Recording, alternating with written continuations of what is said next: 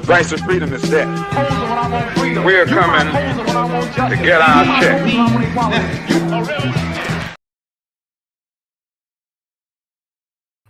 Black first, my brothers and my sisters, welcome to the Afro Elite YouTube channel.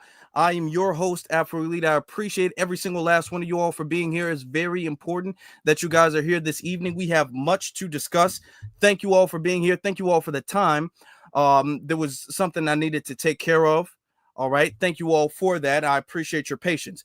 We have to discuss this because now you're starting to see the opposition of reparations. They're starting to come out and be open with it. They're starting to come out and be open because of the fact that we're making reparations so blatantly clear. This is good. Even though he vetoed it, and it might be like, okay, well, that's not good that he vetoed it. It is good that he told on himself. What we're doing is we're making the situation so cut and dry, so black and white, if we can say that they have to either say 100% yes or 100% no. It's no more of, well, we got to see, well, we don't know. It's either 100% yes or 100% no. And we need to know where everybody stands. So this is, even though it's not a sign of moving forward in a certain sense, it is a sign of moving forward in another sense. All right, let's look at, before we continue, let me get to the super chat from our beloved sister Roland. She says, put a 100 in the chat for our brother Malcolm. Yes, today is Malcolm X Day, my brothers and sisters. We're going to give a little tribute to him a little bit later on. So thank you all very much for that. Thank you, Roland. Appreciate you. Now, before we get started, y'all know what we got to do. You know it. You already do. I have to play the copyright disclaimer so I can have everything established. YouTube know that everything we play thus forth will be protected under the guise of fair use. What I need you guys to do, what I would appreciate you guys doing, is hitting that like button. That would make me happy. If y'all hit that like button, I would love it. All right, so please do that, and we'll be right back. Copyright disclaimer. Under Section 107 of the Copyright Act 1976, allowance is made for fair use for purposes such as criticism, comment, news reporting, teaching, scholarship, and research. Fair use is a use permitted by copyright statute that might otherwise be infringing. Nonprofit, educational, or personal use tips the balance in favor of fair use. Okay. Oh boy. Where am I at? Okay. All right. We got a lot of people in here. We're late, so I need y'all to be heavy in the chat room. All right. So let's look at exactly what's going on. Okay. Let's look at what's going on. We're going to look at this. So this is from AP. It's all over this, but this is from AP, right? This is what most people are seeing. It says Maryland Governor Wes Moore vetoes slavery reparations study, citing need for work itself. We will get to the aspect of study. We will get to that because that's not what we're demanding, but we will get to that. All right. We're just going to get a little bit into this. It says Maryland Governor Wes Moore announced Friday he will veto a measure to create a commission to study potential slavery reparations in the state. All right. It's saying that while it was a difficult decision, the issue already has been studied, and now it's time to, quote, focus on the work itself. All right. All right. Well, that is one thing that we're saying. We're saying that it's been studied. Okay. So we need to focus on the thing. So let's look a little bit further into it, right? Moore, a Democrat, keep this in mind, because they like to blame, oh, you know, y'all not getting no tangibles with the Republicans. The Republicans ain't getting y'all nothing. What's Donald Trump? Donald Trump don't want no reparations. Okay, well, name a Democrat who do want reparations at this point. Nobody is arguing the fact that Donald Trump doesn't want reparations. Donald Trump has made that abundantly clear. But just show me a Democrat who actually does want reparations, not a study, but actual reparations. Okay, so we can find the difference. I just want to find the difference real fast. Okay, so Moore, a Democrat, who was the state's first black governor. Oh, wow. Then noticing they putting up black in all caps now. You see the trends that we set. Black governor, and the only black governor currently serving, wrote in his veto letter that he applauded the legislation's work on the bill. Quote, but in light of the many important studies that has been taking place on the issue over nearly 3 decades, now it is time to focus on the work itself, narrowing now this is very important, right? This is very important. Narrowing the racial wealth gap, okay? Expanding home ownership, okay? Uplifting entrepreneurs of color. Entrepreneurs of color. Okay. And including the foundational, you see how we also setting the trend there too? You see the trend there too? Also including the foundational disparities that can lead to inequity. From food insecurity to education, Moore wrote. Okay. Here's the thing. Let's ask this. Narrowing the racial wealth gap. How are you going to do that if you're not going to provide people tangibles? How are you going to do that if you're not going to allow the people who have been deprived the reparations needed to acquire the wealth, to build the infrastructure and the economy necessary? And then it's saying expanding home ownership. What does that mean? That's vague. What does expanding home ownership mean? And then look, who is this for? Okay. And then uplifting entrepreneurs of color, brothers and sisters. I say this to you now. At this point, people of color mean everybody. We used to say people of color just means, it's an update. I want you to understand this is an update now. People of color used to just mean non-white people. First off, it really just used to mean black people. Then it matured to non-white people. Now I'm giving you the update. People of color means everybody. It literally means everybody, because now you out here, you got gingers calling themselves black.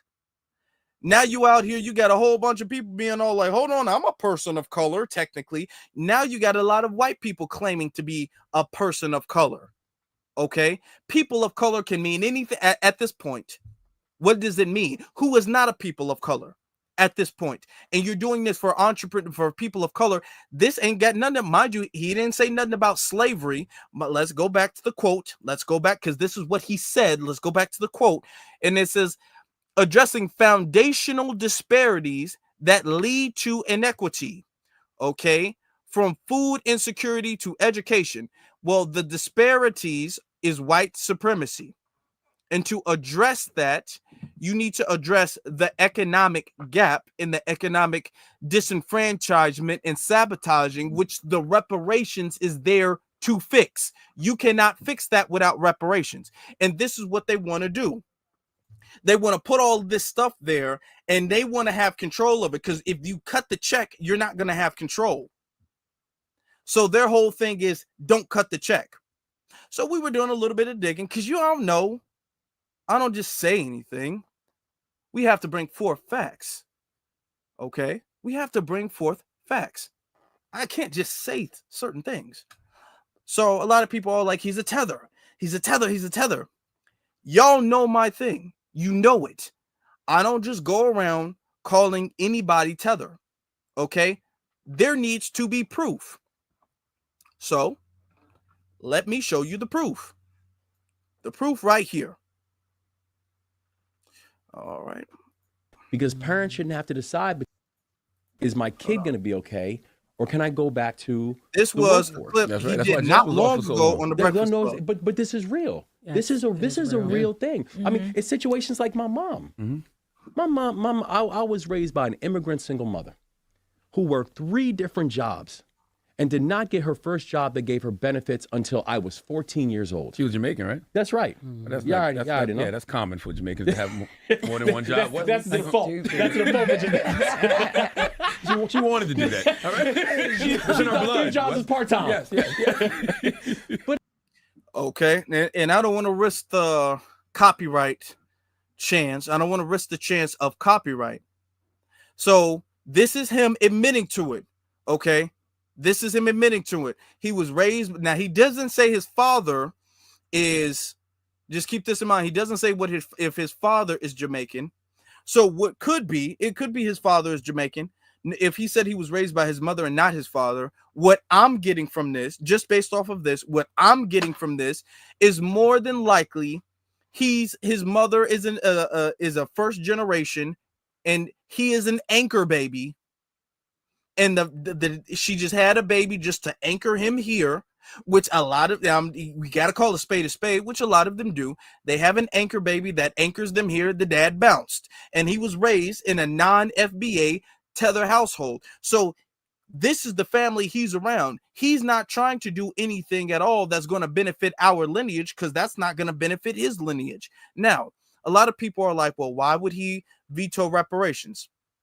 We have to understand something. The Democratic Party is in a very bad position right now. Right now, they have no front runners.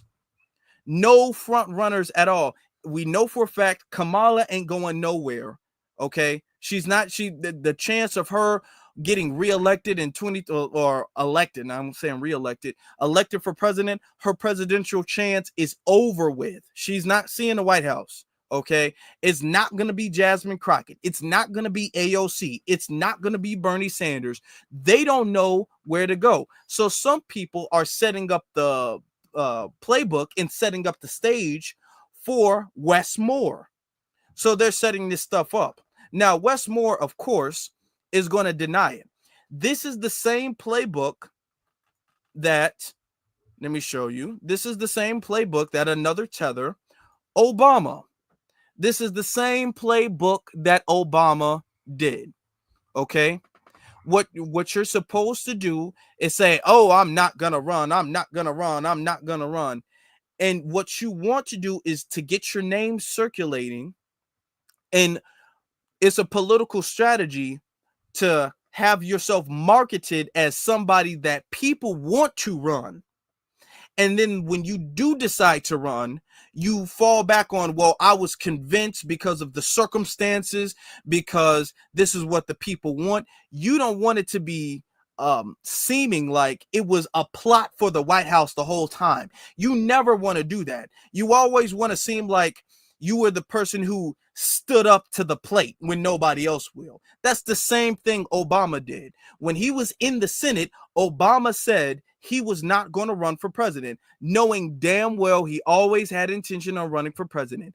Let me tell you this right now before we play the next clip. Let me tell you this. We have a lot to discuss, so I hope y'all hit that like button. You are running for the president of the United States of America. Your mind is made up about you running well before you ever announce you are going to run. All of this, well, I don't know. I'm thinking about it. I don't know. That is a game. When people decide to run, they already start making phone calls to their connections to see what the budget is looking like, to see what the environment is looking like. They don't announce it right then and there, but trust me, there is not a single person who, quote unquote, does not know if they're going to run or not. There's not a single person who's, well, I'm thinking about it. They all know it's either a 100% yes, they're going to run, or a 100% no. The reason why they don't come out the gate and say, oh, yes, I'm going to run, they don't want to do it too early. They want to set the stage up to then make this grand announcement that they're going to run. They all do that, Democrats, Republicans, and this isn't just when it comes to the federal government or the presidential election. They do this when it comes to the mayor. They do this when it comes to the governor. They do this all the time, okay, with big elections like this. I'm going to show you this clip. This clip comes from The View. So right here in The View, you can see he's the governor of Maryland. So right here, he's trying to set, this is them essentially setting him up. Listen to it. Joy. So you sound very presidential to me today. He always has sounded presidential. You know, but Democrats have been in a bit of disarray. We know that. I mean, they're having problems. A lot of it Self-inflicted, probably. I don't know. But you've emerged as a promising new face of the Democratic Party and a possible contender for 2028. Now, even George Clooney has said, I wish you would talk about me that way. He said, you're a proper leader and, quote, someone we could all join in behind. I believe that's true. I think that means you have to run. Are you going to run? I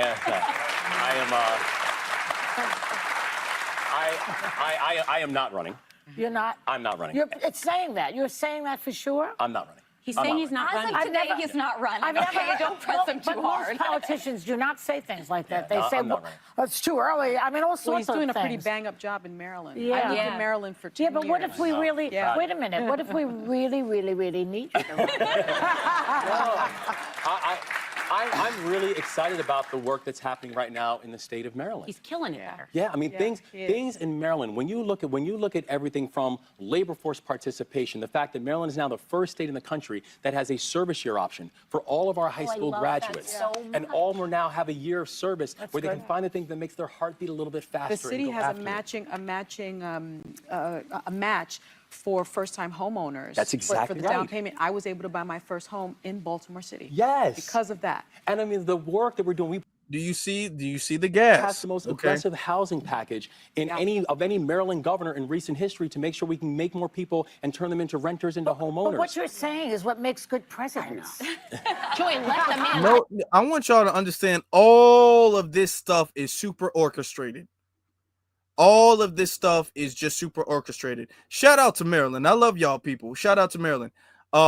We got our sister Stephanie in the chat room just talking about she's from Maryland. There's a lot of people in the chat room I know are from Maryland, right?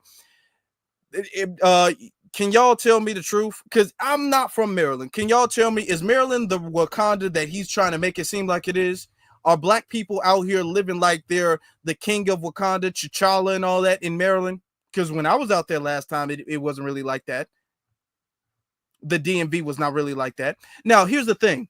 Notice how they're gassing him. Oh, you would be so great. You're so presidential. You're so well-spoken and you do such a great job. The same thing that was going on with Obama. It's the same thing that was going on with Obama. They were like, oh, you're so articulate and so well-spoken. Don't you want to run for president? You would be so good. Clooney, oh, he says he'd back you and all that. Listen, let me tell you something else. These people, especially when you're at the higher office, you need the party to get behind you. So that means you have to have all your ducks in a row before you ever announce that you're going to run, because you don't want to run and the party has somebody else that they're trying to push. And now you're fighting against your own party or people within the party. You want a good base of support prior to running, which means your mind is already made up if you are going to run or not. They all have to come. I just love my job so much. Obama did the same thing. I just love my job so much, and we're doing such a great job. And I want to focus on Maryland and the beautiful people of Maryland and all of that stuff. I just want to focus on that. Oh, but you would be such a great president. And then things happen and things happen. What she's trying to do, what Joy from The View is trying to do, is set the stage up to make it seem like he has support outside of the party. He has community support that wants him in higher office. So when he decides to announce officially his run for higher office, it's going to be, well, everybody's been asking me about it. Everybody's been saying I need to do it. Everybody's been doing this and doing that. That is what that game is for. That is what that game is for. Because he already knows. Now, here's the thing.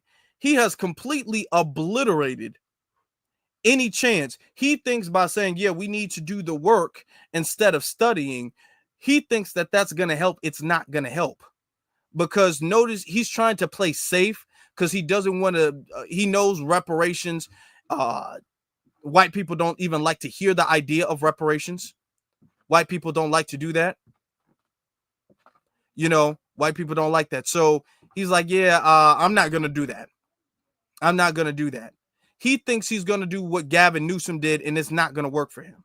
It's not going to work for him. Now, what's interesting is that I'm not surprised. Who's surprised? I personally am not surprised. I'm not surprised. Are you surprised? Y'all's not surprised. We're not surprised. This is a tether saying no to reparations. Who's surprised by that? Nobody's surprised about that. Shout out to AO for the super chat. He says, support the new black media. Thank you so very much, my brother. And then Sister Stephanie, who is from Maryland, says, these tethers are all for themselves. And this governor has the nerve to be in my state who I never voted for. He's got to go. No reparations, no vote. Oh, yeah. He's not even going to make it to a second term with this. Not in Maryland. Oh, no. Not in Maryland. Now, we've been saying that, you know, this is indicative of the Democratic Party. We've been saying that. So, okay, nobody's surprised. But guess who decided to weigh in on this? Y'all want to take a guess? So, Roland Martin decided to weigh in, you know, as I guess tethers, you know what I'm saying? It's Tether News. They probably got an app or something like that, and he decided to, you know, check it out and weigh in on it. So we're going to play what Roland had to say about the situation. It's a little sped up, okay? So there's no copyright, but let's see what Roland had to say about his fellow tether. Hold on. Let me make sure it's all the way up there. I fast forwarded a little bit because he just broke the news. We already broke the news. So let's hear what Roland had to say about it. I was very transparent with the leadership and members of the General Assembly that anything that fails to meet the urgency of this moment, I will not sign it and must wait for another time. Moore said in an interview calling the reparations study the most challenging of his veto decisions. The article says Moore said he's ready to engage in conversations about repairing the legacy of slavery now, and he doesn't need to wait 2 years for the Reparations Commission to draft a study. Michael Imhotep, your response. Well, actually, I don't even. No, let me do it because I don't want no chance of no copyright, nothing. Here's the thing. Number one, I have a little bit of experience in this field. I actually did a presentation for the Detroit Reparations Task Force here March 2nd, 2024. Now, I'm going to tell you the same thing I told them and the same thing I say on numerous shows and the African History Network show. I would not put the term reparations on anything that you actually want to get passed, especially if a lot of people that got to vote for it are white. But even if they're black, and the reason why is I'm all for repairing the damage of the legacy of slavery, Jim Crow segregation, all that. I'm all for that. But what happens is a lot of these efforts get attacked, undermined, imploded, and you get a lot of people who walk away disheartened. Now, okay. So he just said he would not put reparations on anything at all that needed to be voted on because the dominant society is going to take it down and all of that. And, you know, people are going to get disheartened because they don't want. Here's the thing. We need to stop being and I'm using a word to substitute the word I want to use. I think you guys understand the word I want to use, but I'm not going to use the word I want to use. But we need to stop being cowards. This is what I say all of the time. There is no code word around white supremacy. Okay? Anything at all we do that's going to advance us is going to get pushback. If we don't want to call it reparations because there's going to get there's going to be pushback for reparations. Okay, so what? There's going to be pushback for any and every single thing that possibly could advance the community. There's pushback to DEI, and we ain't even the ones benefiting from DEI. They the ones benefiting from DEI, and there's pushback for DEI because they think it's helping us. Just like there was pushback for affirmative action, even though they were the ones benefiting from affirmative action, because they think that is benefiting us. There's going to be pushback regardless. All of this, well, we got to be coy because we don't want to offend them, and we know they're going to get upset if we say reparations, so we should just word it as something different, you know, and we don't want to say reparations now. They're going to get upset regardless, okay? Saying reparations is what we need. We need to be very clear with what we demand. We're not getting anywhere by all of this inclusive where we want to kind of word it in this undercover. This is not going to be the spook who sat by the door. You're not going to pull the rug from under anybody and be all like, ha ha, this was a reparations bill the whole time. We got you guys. Ha, ha, ha. That's not what this is going to be. Second of all, Wes Moore, he's the one who decided himself to veto the bill. This wasn't a vote. It was already passed. Okay. The Senate and everything like that. It just needed his signature. He decided to veto it. Okay. It wasn't like, well, you know, if I don't veto it, they're going to take it down. He decided to veto it because he didn't want it to pass. It's not like, oh, well, this isn't going to pass now, so we might as well just come up with no. This was all his decision. All of this, we can't say reparations. We got to be tricky. We got to be careful. Hold on. We can't say reparations. We're going to have to say no. The reason why we say reparations is because that is so crystal clear with our demand. If we say anything else, it can get vague, and then this is all muddy and the meaning of it. And then who all qualifies for this? And then how far back do we go? How much money is owed? No, it is reparations, and we're not going to be cowards and avoid that word. Do you know how much progress we would lose if we started to substitute the word reparations for anything else? We're not going to do that. Let's continue, though. Let's continue. One thing he did say is that he was already enacting policies and quote unquote a culture of repair to remedy the harms of slavery. This is from the Washington Post article that you're reading from as well. So what I would focus on and what I encourage people to focus on is the structural inequities that exist right now in Maryland, California, whatever it is, and deal with the laws and policies that were put in place that created those structural inequities and trace that back to slavery, trace that back to Jim Crow, et cetera, and deal with repairing those structural inequities. But I don't, you know, I saw a previous article 6 days ago from thegrill.com about this, and I'm someone who focuses on actually being able, not focusing on studies, but actually getting policies put in place that are beneficial for African Americans that will withstand legal challenges when you get sued to overturn it. I'm focused on the end game. Man, no, you're not. And that'll make, and we already talked about this with what Cory Booker, this tricky little language. And this is why we got to break this stuff down, because this tricky little language is not going to fool y'all. It's not going to fool me, but it might get past some other people who are newer to the conversation of, okay, well, instead of actually giving y'all, because the thing is that, mind you, he's talking about we can trace back inequities. Oh, that means not giving you guys tangibles.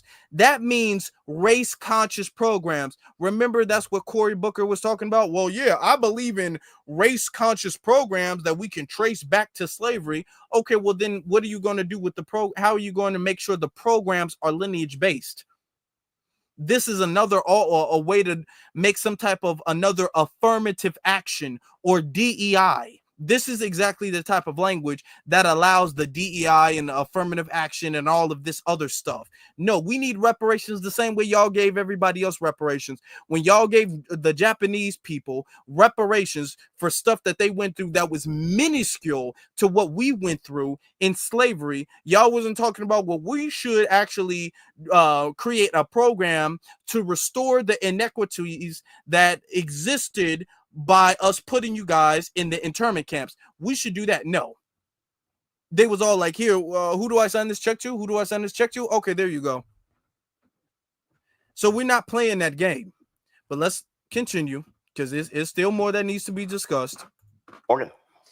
Yeah, I mostly agree with that. I do think a study, as the policymaking process tends to go, is usually the first step in any. If anything's going to become a law, you've got to have some kind of study that the government's done to check the box. But yeah, I generally agree. It's like, we all kind of know the history. I think the fact that this was a study that would have been focused specifically on Maryland makes it a little bit more sense than, you know, some of the national bills that have called for a federal study. I think there is a pretty broad understanding generally of the issue.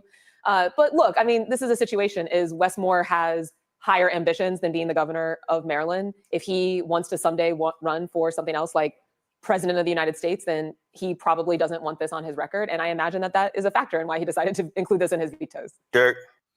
Okay. And just so you know, him being able to run, that doesn't necessarily mean he's going to run in the next presidential election. Wes Moore might be eyeing the 2038 or 2032 presidential election. But okay, here's my thing with this. If you're going to make a bill, it does need to be a study. Makes sense. That makes sense. There does, if you're going to make a bill, I'm just listening to what she had to say. If you're going to make a bill especially about spending money and all of that stuff, you're going to need to study where the money would go, where the money would come from, and where the money would, go to and everything like that. So that is necessary. I just have one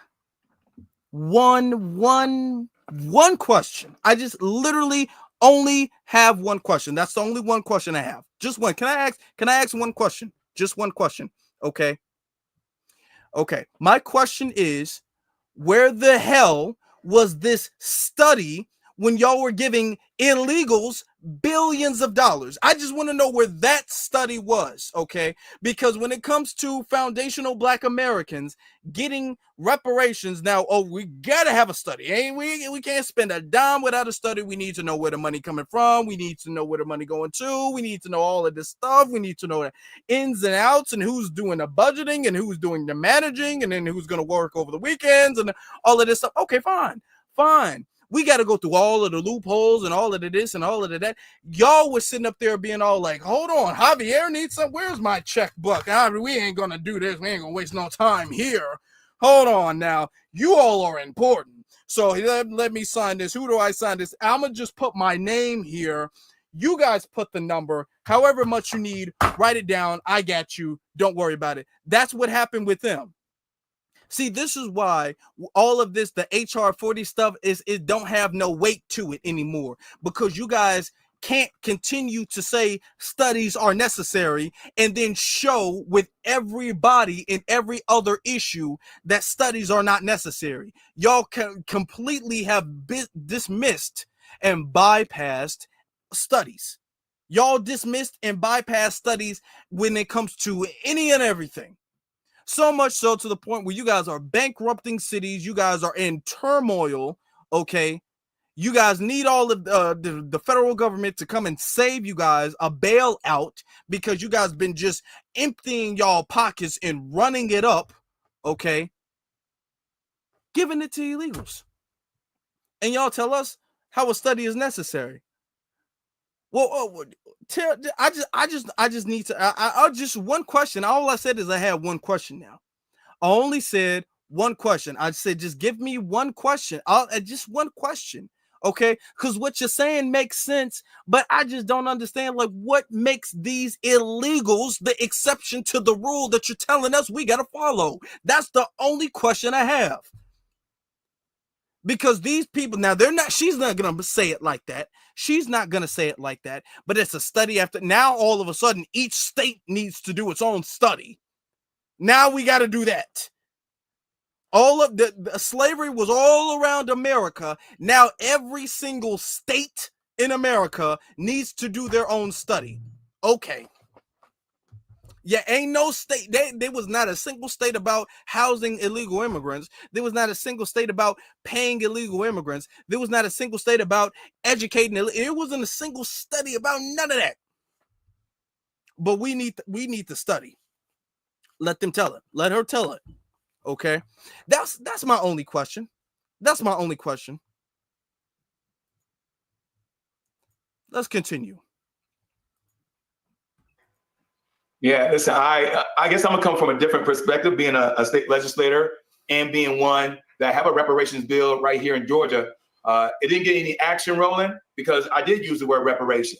And the reason why I use the word reparation, slightly disagreeing with my dear friend Michael, is that Abraham Lincoln created reparation.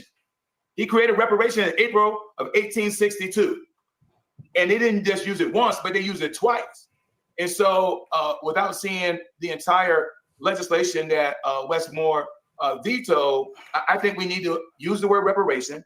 And when you think about the grand scheme of things, as I tell my Republican friends, there's no difference between reparation and tax cuts. There's no difference. When government take in the money, Roland, and then redistribute. And so we just passed this huge tax cut here in Georgia. And then you got the federal government right now looking to pass another tax cut. And so tax cuts and reparations in my world are synonymous. And so I know a lot of folks try to shun away from the word. I'm not sure why. For example, California, they killed their own. Tax cuts and reparations are synonymous. Okay. You would need to elaborate on that a little bit more, because reparations is not a tax cut. That's not what that. We should say reparations, but nah. You were like, yeah, it's synonymous. No, unless you're talking about the redistribution of where the money is coming from. But to say that it's synonymous, you're giving the impression that it's kind of the same thing, and it's not the same thing, because you do have people out here being all like, well, black people need us to be exempt from taxes. No, how about a check? I prefer that. I prefer my reparations be in the form of a check, or if not a check, I will settle. If not a check, because to me, a lot of people are like, it needs to be a check. I don't necessarily say it could be a check, or it could be cash. It could be cash. To me, and that's my personal opinion. It could be a check, but cash is okay. Cash is okay. I can just deposit that later, but it could be a check. But if y'all couldn't do that, I think I can settle for cash. Yeah. I think I could do that too. I think maybe. Own reparations bill. I'm still boggled around that. New York. They killed their bill because the governor gave a head nod that he was going about to say is very important. Let me take this back. I know a lot of folks. Somebody in the chat room, you saying Cash App? Who? Somebody he's saying cash. Yeah, Cash App, Zelle, PayPal. We can do it like that. We can do Cash App, Zelle, PayPal, Apple Pay. You know what I'm saying? We're not unreasonable. What are you saying? Yeah, direct deposit. See, we're not unreasonable. We're not unreasonable here. Okay, we're not unreasonable. Venmo, that's another one. We're very understanding. We're flexible with this. We're not unreasonable. Come on now. Chime, that's another one. Come on. See, we're making this easier for them. Zelle, we can give you our email addresses and all that stuff. Come on, we're very reasonable. Okay, we're giving y'all a lot of room. Now listen to what Roland has to say. Try to shun away from the word. I'm not sure why. For example, California, they killed their own reparations bill. I'm still boggled around that. New York. They killed their bill because the governor gave a head nod that he was going to veto it. So they pulled the bill, which is stupid. You pass the bill and you force him to veto it. You force him to veto. That's right. Yeah. That's right. You got it. Look, a broken clock is right twice a day. Roland is 100% correct. Roland is correct. The governor, he gave a head nod. He let them know, like, hey, I ain't for this bill. I don't want y'all to make this bill come to my desk. So they killed the bill so the bill wouldn't come up to his desk. That's correct. Now, my thing is this, because this was during the election. If Gavin Newsom was a Republican, Roland, you would say something, oh, this is MAGA. See, y'all FBAs, y'all not getting none with MAGA. That's what you would say. Now, Gavin Newsom is a Democrat, yet his actions to block because it's not just him, the entire Black Caucus's actions, who are all Democrat, to kill the reparations bill. That's not a reflection of the Democratic Party, according to Roland. Now, Roland will be the first one to get up here and wag his fat sausage-looking fingers at foundational Black Americans, calling us stupid, calling us uneducated, calling us bots, calling us MAGA, calling us shields, calling us everything but a child of God, to say that MAGA is not giving us anything. But yet when the Democrats do it, you will say, yeah, they shouldn't have did that. That was stupid. But you're not going to frame it as that is the fault of the Democrat. You're not going to frame it as if Gavin Newsom represents and his constituents represents the Democratic Party in the way the Democratic Party operates. We've been saying that. Okay, yeah, dog, Gavin Newsom didn't want to sign it. And the way he went about it just shows how the Democrats like to use the topic of reparations as a carrot on the stick to get us to continue to vote and be on the Democratic plantation with no real intention on doing anything for us. That's what we're saying. Roland, he will say, yeah, you should have let him veto it, but he's not going to make it seem like this is a Democratic issue. He's going to make it seem like this is a personal issue. Now, we know for a fact if he was Republican, or even if he was like moderate, he would be saying, well, you see, this is why y'all got to vote for the Democrats, because y'all not getting nothing nowhere else. Y'all not getting nothing nowhere else. So you got to vote for the Democrats. That's what he would be saying. So the fact that he even made this point goes to show we're right. Because to be honest, Roland didn't really want to touch the subject when it was going on, because it was going on during an election. Roland, can I respond? Can I interject? Yeah, go ahead.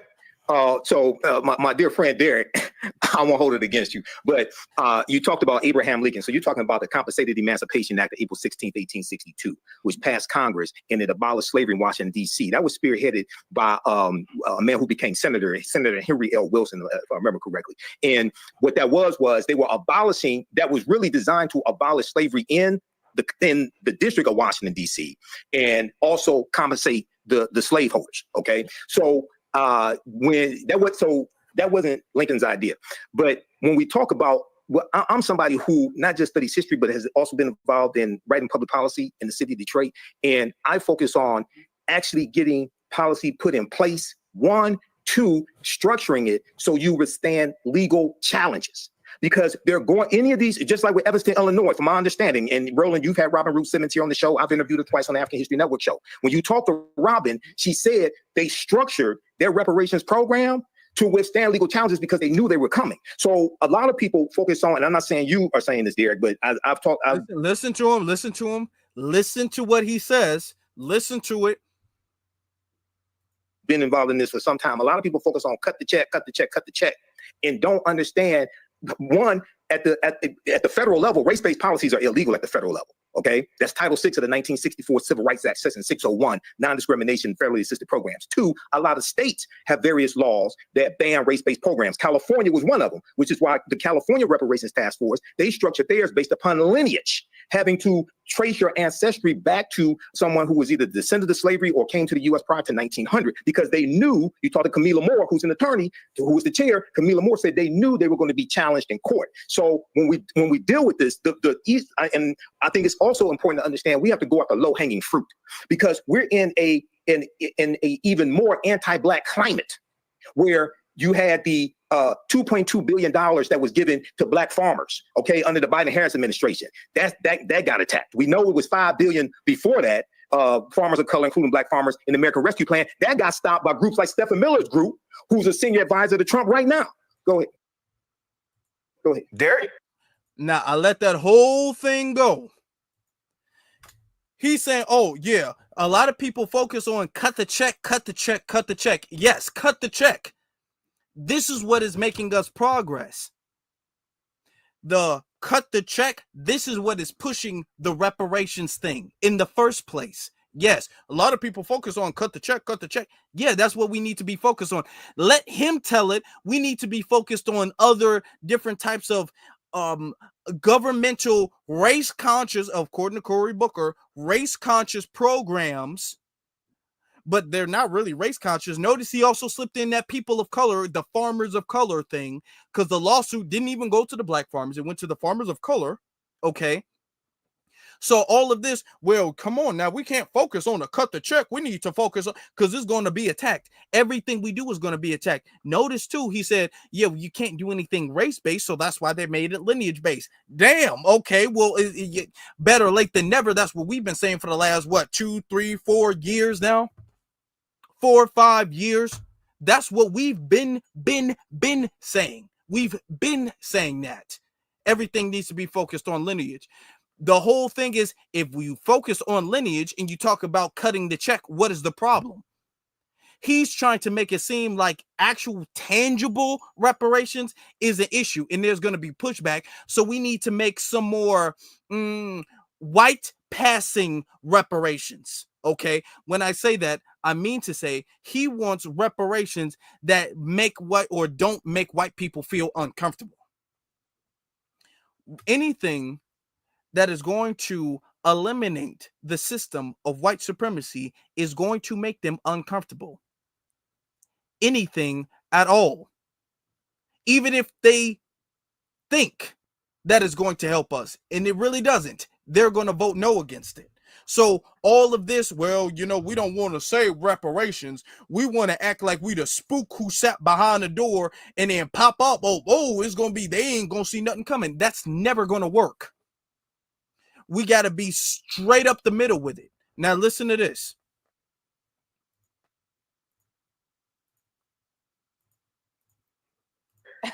Yeah, but it only got stopped because it involved giving black people money. It got stopped because it's challenged in court, yes. But wait a minute, Michael. So if you go back to 1862, yes. The only reason why I use Abraham Lincoln because he was the president. But 1862, April 18, when he gave $300 per slave owner, they were all white men. No, there's about six black slave owners in Washington, D.C. that also filed petitions, and they got reparations as well. Go ahead. Hold on. But majority of the population, correct. $300. I'm gonna have to look into that. There was about 6 black slave owners in Washington, D.C. who had to petition to get reparations for slavery. Yeah, let's look into that a little bit more, to be very honest with you. Okay, but the fact that they had to petition it and the other slave owners didn't is, you kind of just defeated your own point. Per slave were white European men. And then they turned around 4 months later, Congress said, hey, we're going to give you land too. So if you're a white European man, we're going to give you 160 acres. The only thing the Homestead Act. The only thing you need to do, that's right, the Homestead Act. Only thing you need to do is live on this land, use this land, till this land, and you got 160 acres. Pay the taxes. With about $5. But that 160 acres amassed to 271 million acres of land in the United States. Yeah, and they gave away land for 124 years up until 1976. I teach this history. I'm familiar with the Homestead Act. The demographics, my dear friend, they were white men. Of course.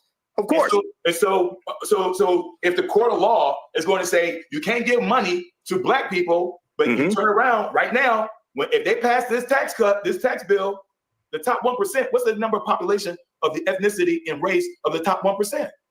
Probably 90% white.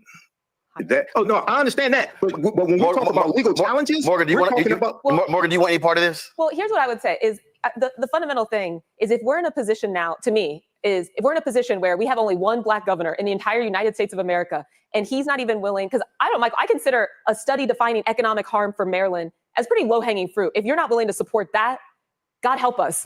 Because, but here's the thing, right? Here's the thing. Studies, what have we been talking about? Studies and actually implementing law are implementing policies that are beneficial. And but Michael, wait a minute, Michael, hold up. Yeah. All across the country, cities, counties, school boards, they've done disparity studies. Yes, harm reports, things like that. First, to show from when it comes to contracts, and then created a program based upon the study. So to the Morgan's point, what's the big deal with a study going forward? But as the governor, you still do the things you say you're doing. Why can't two things happen at one time? Well, as I said, I'm all for repairing the damage of a legacy of slavery, Jim Crow, segregation, things like this. What I would do is focus on, if you want to study something, I would focus on studying the present day structural inequities, study the laws and policies. Listen to what he's saying. Okay, this is the boule, this is the divine. I want y'all to see the little badge he has on his suit. That little Greek fraternity badge thing he has. So he's going to study. Now, I want you guys to keep this in mind. All this reparation stuff is about slavery. That is it. That is all. Now, are we owed reparations for a lot other things? Of course, we're owed reparations for a lot of other things. Let me be very abundantly 100% clear. I've always said that. We do deserve reparations for Jim Crow. We do deserve reparations for redlining. We do deserve reparations for even current day racism. We do deserve reparations for all of that stuff. It would be very problematic. No, not problematic. Let me use a different word. It would confuse and throw a monkey wrench in the whole reparations movement if we try to bundle all of that stuff up together. What we are focusing on is slavery, chattel slavery. That is it. That is all. If we are owed reparations for something else, that is a separate claim. Not to say that that is unwarranted, not to say that that is undeserved, but that is a separate claim from slavery reparations. Just like the reparations with Tulsa, Oklahoma, and the survivors of Tulsa, Oklahoma. They deserve reparations. However, that was not slavery reparations. When we talk generally about slavery reparations, something the entire lineage is owed, we are not going to include other things, because when we include other things, it starts to muddy the water and it breaks the seal of slavery. So now you're not just talking about slavery. If you're talking about Jim Crow and you're talking about redlining and you're talking about general discrimination, then other people get to enter into the claim, which is why when you cut it off with slavery, nobody else gets to enter. And here's the thing with this. Once you implement the slavery reparations, that will set the legal precedent for everything else to follow. Everything else, all of the other claims subsequent to the reparations will become easier for us to do. This is why reparations for slavery, we do not need to go past slavery. We do not need to include anything else at this point in time. We have to understand, in war, sometimes you have a mission and you focus on the mission and you don't move on or divert your attention to the next mission or side mission until mission 1 is complete. That is reparations for slavery. That's mission 1. We try to do mission 1 and then mission 0.5. Don't focus on no mission 0.5. We on mission 1 right now. Well, I see you looking at mission 2. Don't think about no mission 2. Think about mission 1 right here, right now. That is slavery reparations. This is why we keep it for a certain age period. When we advance it, you say, oh, well, we need to focus on quote unquote modern issues. Well, here's the problem. When you focus on modern issues, you have to include a lot of other people. When you say we can focus on the modern disparities, well, there's a lot of other people who are not a part of the lineage that say, well, hold on now, we all dealing with modern issues as well too, so we should all be included in this modern reparative program. That's why DEI happened. That's why affirmative action happened. That's why all of these things that include all of these other people that allow us to be pushed to the back of the line, that's why that keeps happening. Because we're not focusing on the core. We're trying to focus on modern things that include everybody. This is what he's trying to get away with. Let me take it back just so you can understand. I don't think we should be focused on that. I think we should be focusing on modern things.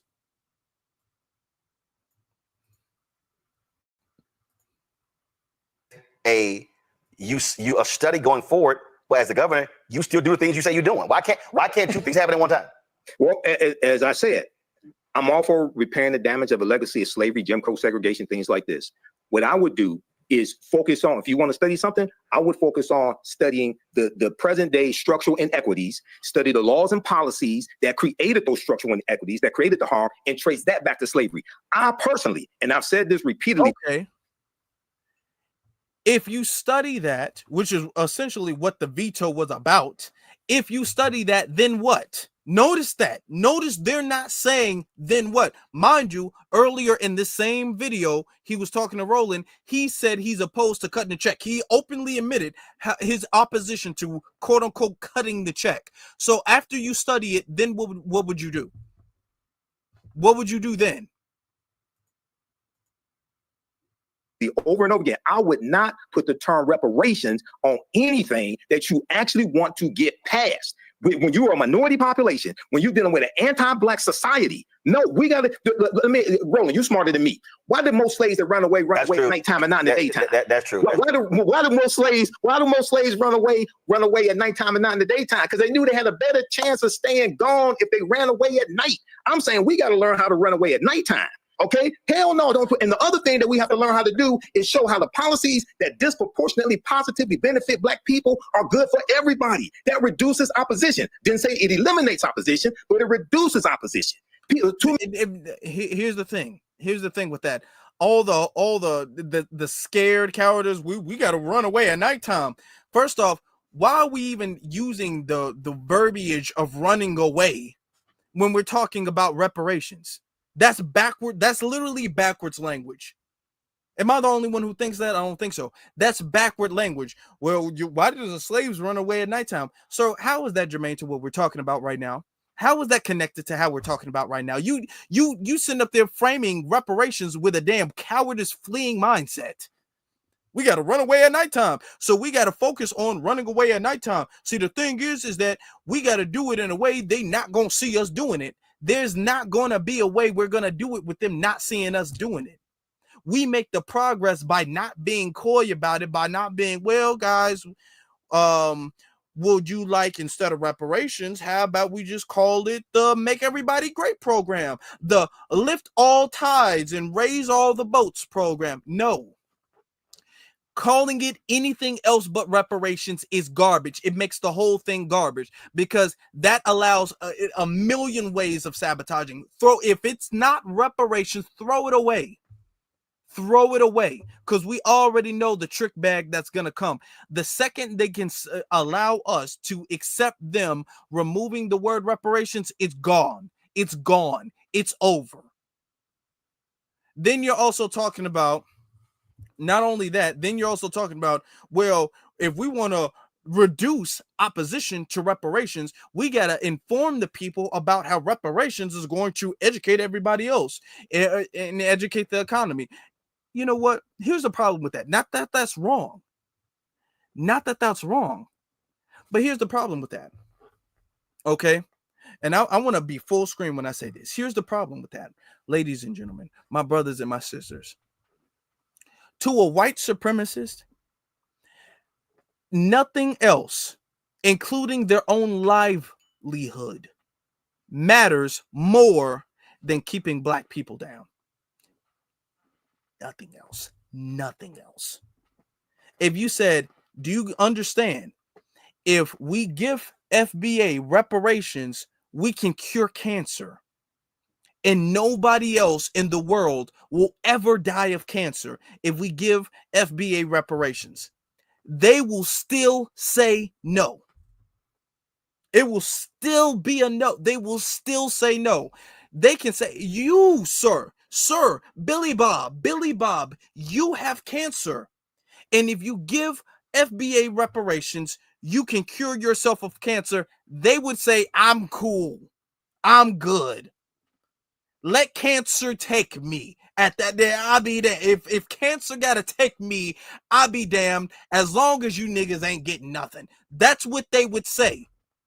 All of this, if we just educate them on how reparations would help them out, it's never going to happen. They will never approve of reparations, and it will help the economy. It will help America. It will help the society in general.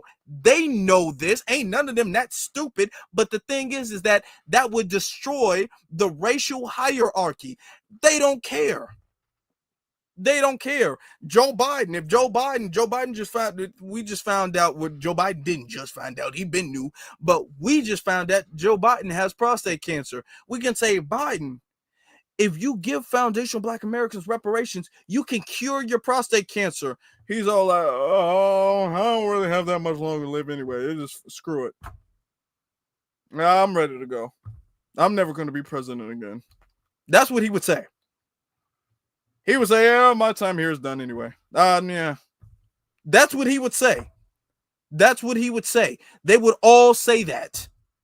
It does all of this. What we got to find a way to word it to make it nicer for white people, to make white people kind of agree with it. No, it is not. There is not a single thing that we can do and we can say that would help us, because they don't care. They don't actually view reparations as harmful to society. They don't. They don't actually see reparations as something that would destroy the economy. They don't. And how we know they don't is because if they did, they would see everything else similar to that being the same way. They would see every other reparations and every other government program and every other government set aside and redistribution of money and all of that stuff the same way they view reparations. Okay? Nobody says, I don't like the fact that they give all my money to the police because my taxes are going to go up. They never say that. All of this, well, my taxes are going to go up. They don't make that argument with nothing else. They don't care about where they taxes go. When they don't care about where they damn taxes go, nor do they think honestly that their taxes are going to increase if America pays reparations. That's an excuse. If they said, hey, if you give Black Americans reparations, you know you won't have to pay any taxes. Well, I don't mind paying taxes. I like my taxes. I like paying them too. That's what they would say. That's what they would say. There's no convincing them. All of this, well, if we sneak at night and then if we let them know that, if we help them with reparations, if we let them know and we reword it in something like that to the lift all boat thing and then let them know they are part of the boat too that we lifting, then next thing you know, we can have reparations and then we got reparations and we will already have the program before they even knew it. That's not going to work. That's not going to work. It's not going to work.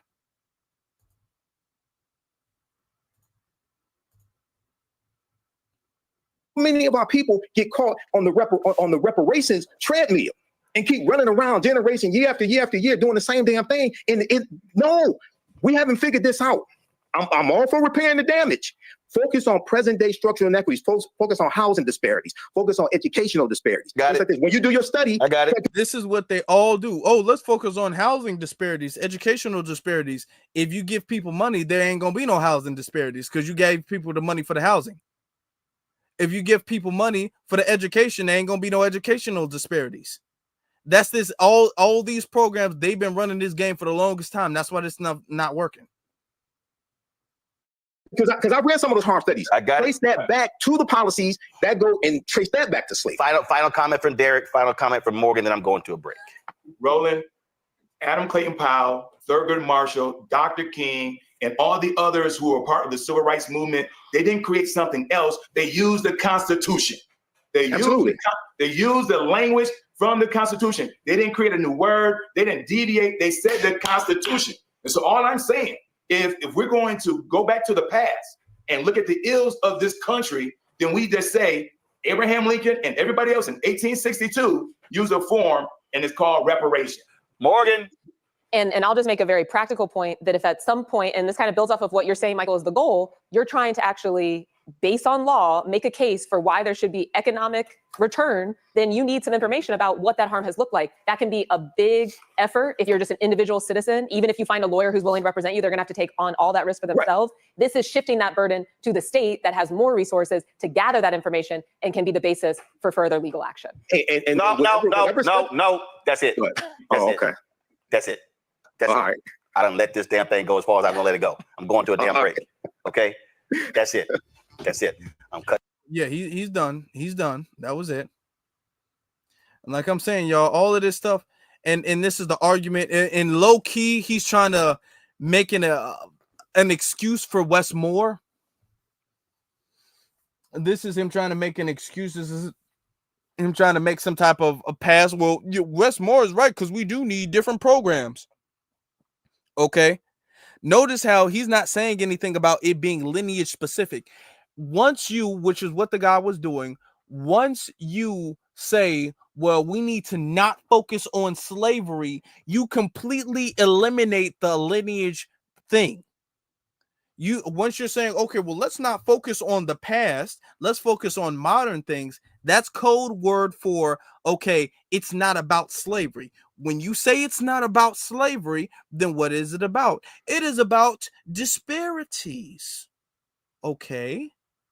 And everybody got to go through disparities. Once you say it's about disparities, then now you have to create a solution for disparities in general. You can't say it's just about FBA disparities.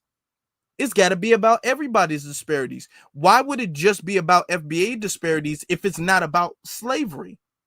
The reason why we focus so much exclusively on slavery is because we were the only people who have experienced and went through slavery, right? Do you understand that? So when you say, well, if we focus on modern things, that allows all of these other people to crowbar themselves into our reparations claim. Can't allow that. Can't allow that. But this is good that the Democratic Party is showing his hand. This is good that Wes Moore is showing his hand right now. So if he thought that he was going to run for president, first off, if you think you're getting reelected, his term is up next year. So he would need to be reelected. So if you think you're going to run for reelection after this, ask Gavin Newsom how well that's working out.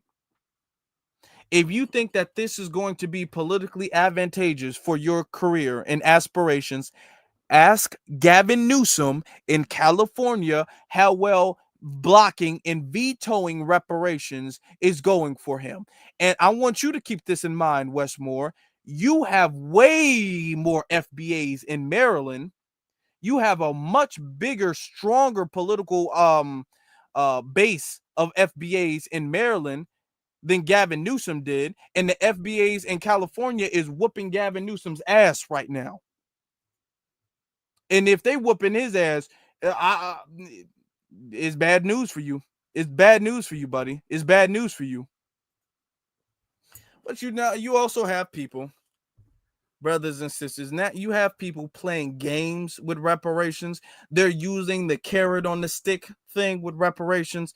So let me pull up this clip. You had Representative Ayanna Pressley, because Trump is in the White House, and this was a clip. We're not going to play the whole thing. I fast forwarded a little bit. Trump was in the White House, so you have Representative Ayanna Pressley talking about some reparations and stuff like that, and we're going to get into that. Before we do, let's get to the super chats real quick. Before we do, shout out to Black Eyed Peas. He says, tethers out, FBA's in. Tethers out, FBA's in. Yes, sir. Yes, indeed. Yes, indeed. Let's get to Cowpoke says, FBA need to have a damn vetting process. That's very true.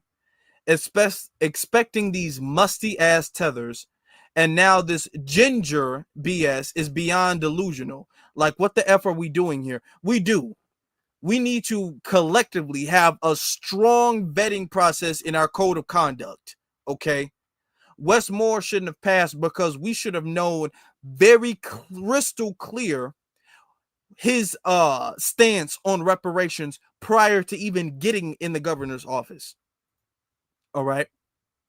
So this is good. We know that now, but unfortunately, he was allowed in without that being clear. Okay. Then he says again, Cowpoke says again, Roland equal the fat penguin from Happy Feet. Damn. And I used to like Happy Feet too. That was my movie as a kid. Roland, but Roland he kind of do penguin walk a little bit. Yeah, I see it. I do see it. He also says again, just like Officer Tatum dances for Republicans, Roland tap dances for Democrats. So tired of these sellouts. We got and he puts the raccoon emoji. Fatigue. Yeah, we do. We got coon fatigue. That's true. We do. We absolutely do. He thinks he's playing he thinks that Wes Moore thinks that he can recycle what Obama did. And he can be just black enough to keep black people supporting him, but he's not too black. He's not too pro-black enough to keep white people upset. And he's dancing this little line. And see, that dance, the problem with that is you can only do that one time. That's the problem with that. The problem with that is that you could really only do that one single time, and then that's it. And Obama did it. Give credit where credit is due. Obama did it. He did. But here's the problem with Obama doing that. Is that when you let the cat out the bag, when we understand the little formula that you tethers are doing, we don't let that happen again. So you've seen Obama try to do it. You've also seen Kamala Harris try to do the same thing. And ever since Obama, you've seen people try to do that same thing where they get to kind of walk the line and be on the fence, where they get to say, oh, well, yeah, I want to help the black community. Of course I do. I want to help the black community. I really, really do. And I want to lift all the boats because this isn't a black America. This isn't a white America. This isn't everybody in America, right? That's what they say. Yeah, Obama was the only one able to get away with that. The second Obama did that and then left office talking about, well, you all need to secure my legacy. It's a great legacy. You need to secure it because I'm leaving. I'm gone. See you guys. Bye. Yeah. He closed the door on the way out, okay? It was a one-time shop for that thing. Now we need the absolute, unapologetic, definitive answer about your stance on reparations in every other black issue. All of this, well, because we gave Obama Obama, he did it to the max. He did it, to give him credit. He did it to the max. But the thing is that you overshot it and you messed it up for everybody else. All of that. Well, hold on now. We got to make sure that he gets reelected, because the thing is that white people trying to stop Obama from doing everything he want to do for black people. Okay, fine. Can somebody name one thing Obama tried to do for black people, for us specifically, that he wasn't able to do because white people stopped him? He wanted to for us, because I can name a lot of things he did for everybody else. Name one thing he tried to do for us that he was stopped from doing, because he was able to get done everything he wanted to get done for everybody else. The whole, give him time. He just got in there 3 years ago. You got to give him more time. We gave him more time. Oh, he needs the House and the Senate. We gave him the House and the Senate. Oh, he needs more votes. Oh, we gave him more votes. Oh, he needs to win re-election. We gave him re-election. Oh, he gonna do something after he get out of office. Oh, he's still trying. Okay, damn. Like, what are we gonna do at this point? is just give him another day. Another day. Okay, give him a week. Okay, give him 2 weeks. Give him a month. Okay, damn. Next year. Okay, damn. Okay, next 3 years. Maybe. I don't know. Shit. I mean, at this point, damn. See, when Obama, his problem is he overshot it and messed it up. It would be one thing if Obama did a little bit for black people, and then he'd be all like, "Oh, I mean, I tried to do what you guys wanted me to do, but it was just so hard, and I did that." Obama can't point to one single thing he did. That was his thing. He was so anti-FBA, he didn't want nothing to be done for us. That's where he messed up, is because he didn't allow himself to get any wiggle room, because he didn't even try to do anything. Okay? He didn't even try. If he got done one thing, it would be a whole bunch of Obama supporters like, "Yo, see, he did that one good thing that one time, a long time ago, and he did it. So y'all say he didn't do nothing, but he did do something. He did that." But they can't say that. Since they can't say that, it messes up the wiggle room. So now nobody can play that same card that he played. That card game he played, nobody can play it. Kamala tried to play it. She failed miserably. Okay. You're saying everybody else trying to play it. You almost seeing Jasmine Crockett trying to play it. It's failing. Nobody else is doing that. Now, for a fact, we need the whole, well, I don't want to say it because, the white folks is listening. You know what I'm saying? So I don't want to say it, but when I get it, all that wink, wink, when I get in there, you already know I'm gonna hook you up. I'm gonna hook you up. You already know. The whole, we got to let him in there. He can't say it now. We've been saying that. Remember? Well, Obama can't say what he want to do because they're going to stop him. So Obama got to be the spook who sat by the door, and then Obama got to wait for the second term, and then he's going to turn into Malcolm X. Okay? That's what we got to do. He didn't do that. So now the whole, well, if you vote for me, wink, wink, you already know. I mean, but they're behind me, and I just need these elections. So you just vote for me, and you already know I got you. You already know I'm gonna slip you something. You already know I'm gonna hook you up on the low. You already know. Yeah, that didn't work though, and it didn't happen. So now the whole, well, hey, I need you to vote for me. Wink, wink, I got you. You know I got you. No, what does that mean? I don't know. I don't know what that means. Come on, I mean, look at you. Brother, I got you. No, actually, I don't know. I don't know what that means. What does that mean exactly, specifically? I'm a hook you up. I'm gonna hook you up. Okay, so how much money is you're gonna hook me up? How much? I want to write that down. Can I quote you on the dollar amount of hooking me up? What does that mean exactly? See, that's the page we're on now. We're on the whole, you already know I'm gonna look out for my people. Okay, so how much money is looking out for us exactly? How much money is that? Oh, when I get in there, we're gonna have to move some things around, and then we're gonna start to make changes. Okay, but how much change how much is that gonna cost? Well, see, what Obama did is him completely ignoring and allowing FBAs to suffer under his presidency. That forced all of us to become accountants. So see, now foundational Black Americans, we're all accountants now. Now everything is about, no, sir, I need the exact number and the date. I need the date and time of when you're going to pass this legislation, and then how much is in the budget. I'm sorry, sir, I'm just looking at the budget. See, Obama got everybody looking at the damn budget now, and now everybody is looking at the budget. Kamala can't get through. Okay. The whole, well, I'm not going to do anything specifically for Black people. No, well, according to the budget, you need to. So goodbye.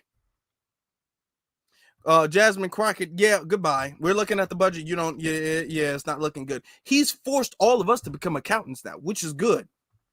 Better late than never. Better late than never. Let's get to Representative Presley. Let's see what she's talking about. Let's see what she's talking about. And that call to action has never left me to be a better ancestor than descendant. And that is why I was so honored to take on H.R. 40 from the late great Congresswoman Sheila Jackson Lee. Alongside Congresswoman Summer Lee's Reparations Now resolution, our collective legislative efforts are the catalyst for transformative and reparative justice. They are an acknowledgement of the harm and an end to the neglect. They are an investment in healing and a departure from gaslighting. They represent long overdue restitution for Black folks' contributions in every aspect of American society, with the coordinated attacks coming out of the White House with this occupant who is a white nationalist, who believes that the enslavement of our ancestors was a workforce development program. Okay, but where was this energy? See, here's the thing why nobody's buying this. Now you out here on reparations. I'm talking about you saying reparations for Black America. You all reparations, pro reparations. Where were you for the last 4 years, though? And I want you to keep this in mind. If Kamala won, you wouldn't see her out here doing this. Now, the only reason she's saying anything, she's using reparations as a political talking point against Republicans. This is why this is disrespectful, what she's doing. Because we don't use reparations as a political weapon against a political party.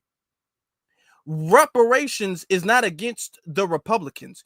It's not against the Democrats. Reparations is a debt that is owed. We don't only bring up reparations when we want to get a one-up against a Republican. That's the problem with the DNC. The DNC only mentions reparations, and not even really true reparations. They only mention HR 40 if they feel like it gives them a one-up against the Republicans. When they're in office and they have the actual votes to pass HR 40, they don't say anything about HR 40, which is still a study and actually not reparations, but they wouldn't even say that much. They only say it if they feel like, well, we need a one-up against the Republicans, so let me say this. Yeah. So with these attacks going on, Republicans in Congress, our movement is needed now more than ever. I am asked nearly daily, why now? To which we say, exactly now.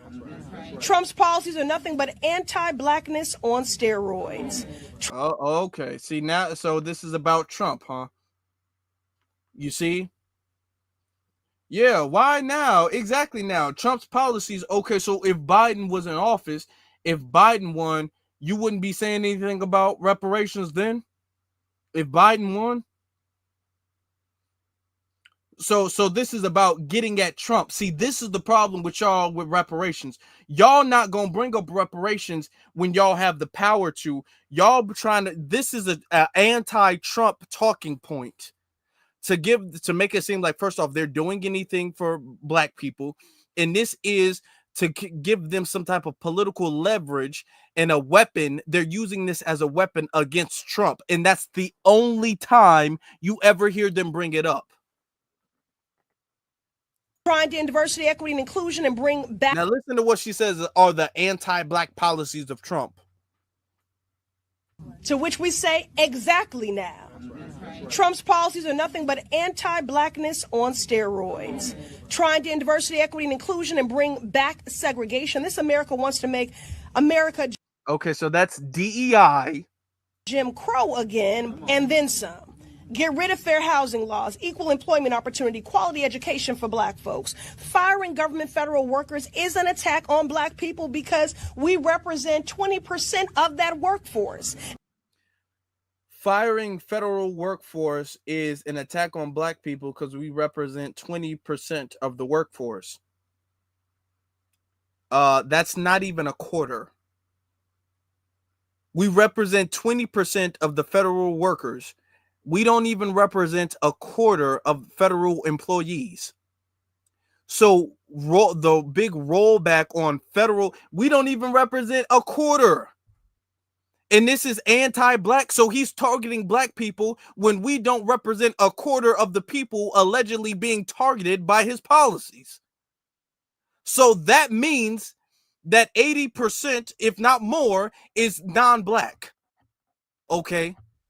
But apparently, even though 80% of the people who are affected are not black, him doing it is an anti-black policy. Okay. And this is why she's talking about reparations. Dismantling the Department of Education is an attack on black people because our schools are the ones that need funding. The Department of Education, they'll be funding black schools anyway. That's why we have the worst schools, period. Notice how she is using reparations as a talking point to make it seem like she's advocating for black people. And now she's sitting up there bringing up all of these non-black issues. The dismantling of the Department of Education and everything like that, that don't just affect, he's not doing that just for black people. This is for schools across America. So this affects everybody. So his policies that affect everybody, Ayanna Pressley is getting up on the podium and she's trying to frame it as it is a direct and specific attack on black America. DEI and the dismantling of DEI is a direct and specific attack on black America. The rollback of federal employees is a direct and specific attack on black America. The dismantling of the Department of Education is a direct and specific attack on black America. Let's let her continue. Gutting Medicaid is an attack on black people because our babies and our mothers carrying our babies rely on it for access to health care. Gutting Medicaid, which is not black exclusive. Oh, none of these things are. None of these things are. So now anything, I want you to keep this in mind. Anything, because she's trying to be make herself seem like she's the most pro-black person to ever walk the face of the earth, right? Now, anything Trump is doing at all, even though 80% is not affecting black people, it is supposed to be a direct attack on black people. How is it a direct attack on black people when 80% of the people affected aren't black? But this is what she's trying to frame it as. And she's trying to use HR 40 as a weapon so we can follow behind the DNC. All of this is to get black people back on the Democratic plantation. That's what all of this is for. Defunding the Smithsonian? Have y'all read that executive order? He actually says in the language that race is biology and not a social construct. That is the same belief system of the Ku Klux Klan. Come on. So don't ask me why now, exactly now. When there's an ongoing attack on black people because our history is what they are trying to erase because they seek to erase us. Republicans are showing us daily what it looks like to legislate hurt, harm, and oppression, but we are showing what it looks like to legislate equity, what it looks like to legislate healing, and what it looks like to legislate justice. From HR 40 to reparations now, to Tulsa, to slavery remembrance, Congress has a duty and an obligation to confront past wrongs and the centuries of enslavement, violence, and discrimination against black people. We are in a moment of anti-blackness on steroids, and we refuse to be silent. We will not back down in our pursuit of racial justice. The antidote to anti-blackness is to be pro-black, and we will do it unapologetically. The United States government owes us a debt, and we need reparations now. Oh, Lord. Okay.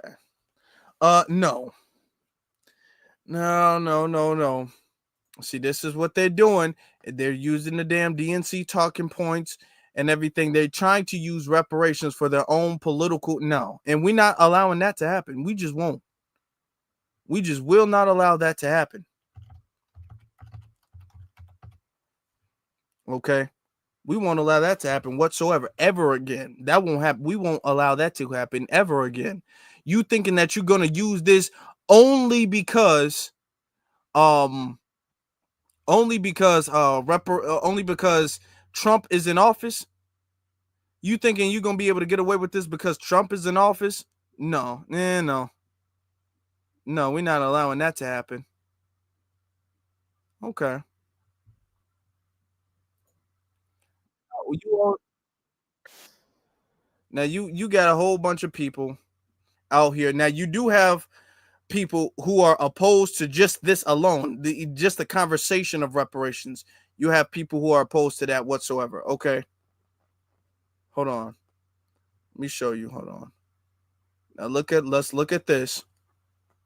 Zoom in right here. This guy, anything at all that helps black people, you already know his ass is going to be opposed to it. Look, we do not need reparations. Okay, let's hear what he has to say. People. We are in a moment of anti-blackness on steroids, and we refuse to be silent. We will not back down in our pursuit of racial justice. The antidote to anti-blackness is to be pro-black, and we will do it unapologetically. The United States government owes us a debt, and we need reparations now. We're pro-black government. Give black people free money. Bruh. Black Americans don't need free things from the government. We need to learn better spending habits. We need to focus less on consuming and more on producing. In 2021, the spending power of Black Americans reached a record high of $1.6 trillion, representing 9% of the nation's total buying power. This signifies a significant increase in the economic influence of the Black community. While spending power reached record levels, it is worth noting that Black net worth declined by 14%. We had more spending power than ever in 2021, and with that, we actually worsened our financial situations. Every other major demographics networks increased. We got more money and we dug ourselves into deeper holes. Mind you, let's just put this into context, because Sambos and massa lovers like himself, he's not going to do that. He's not going to do that. Was there something going on in 2021 that was kind of especially rare?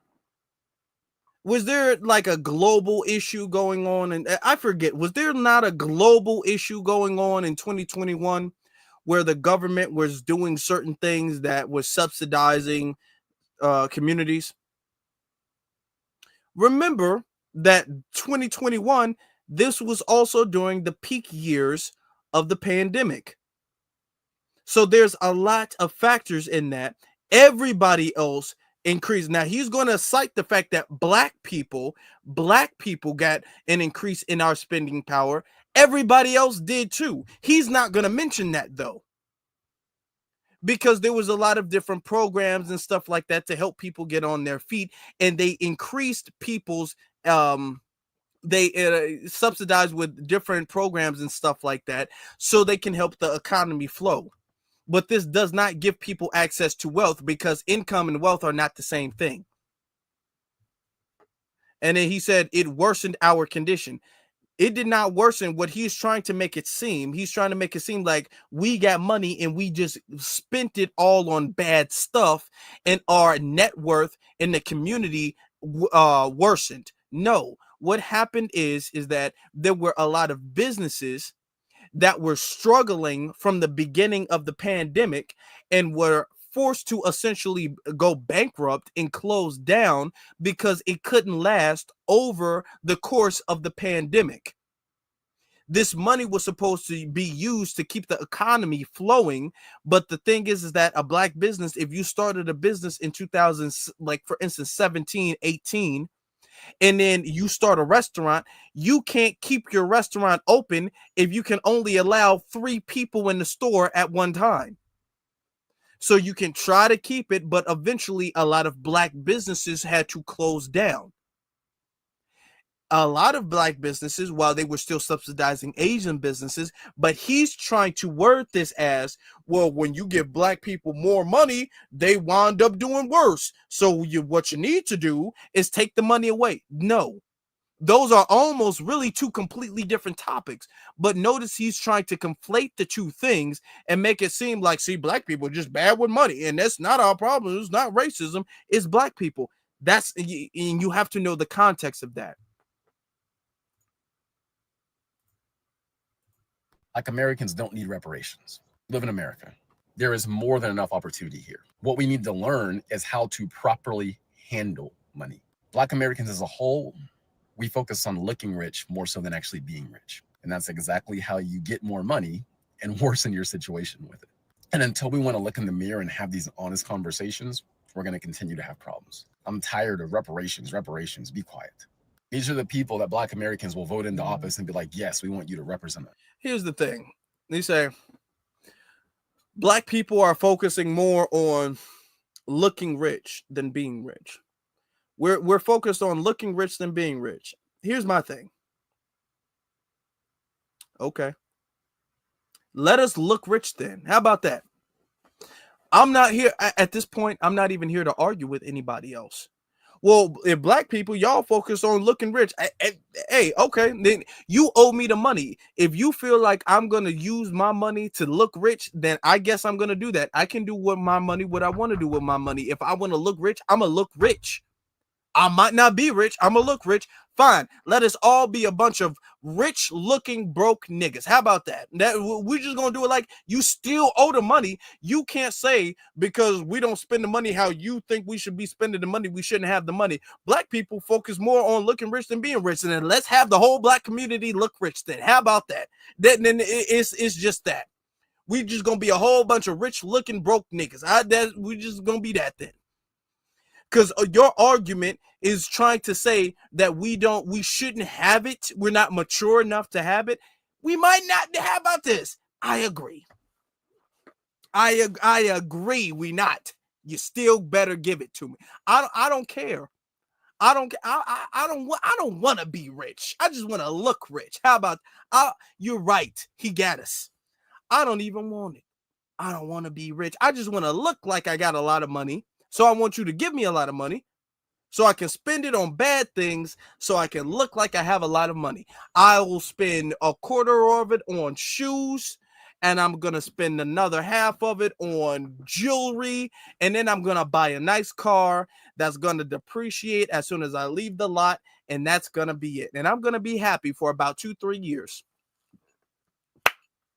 You still better give me all of my money. Every dime, all of it, ALL, everything, every dime, every nickel, every penny, give me everything.